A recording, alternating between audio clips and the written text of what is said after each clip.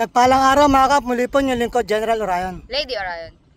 Lady, ano activity natin ngayon? Samahan niyo po kami magbayanihan. Tara. Yan mga kap, nandito nga pala tayo sa Barangay Bugnan, Sitio Karugang. Na kung saan madalas itong dinadaanan natin at maraming babalahaw dito. So ngayon, sa tulong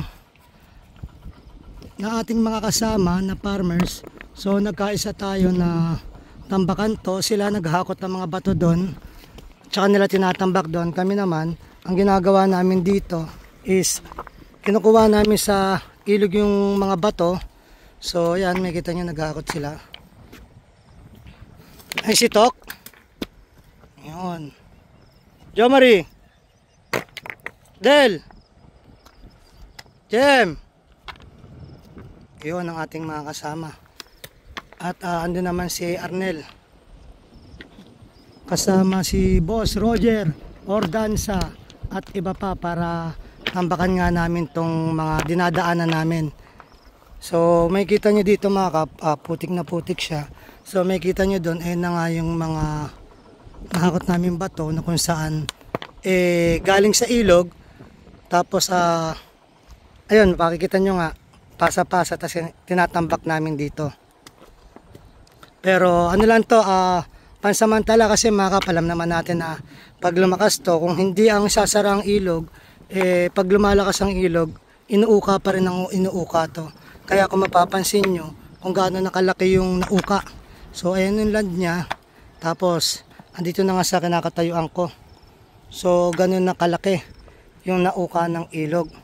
So ganun pa man, nagtulong-tulong ang mga farmers dito, kami para magbayanihan at tambakan nga namin to. So ayun, may dumating pa ata.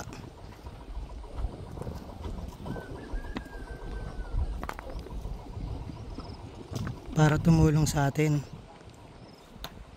So ayan mga kabali, tatambakan namin to hanggang dun, malapit sa kubo.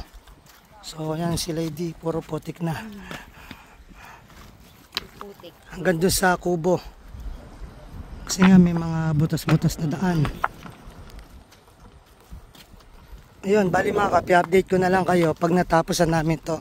Pero sa ngayon, ito pa lang ang makikita nyong ginagawa namin.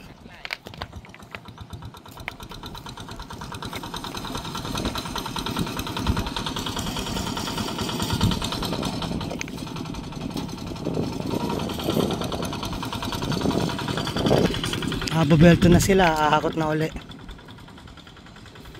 So yun mga kap, bali waiting na lang tayo sa update. Ayun o, gabundok. Gabundok na buhangin.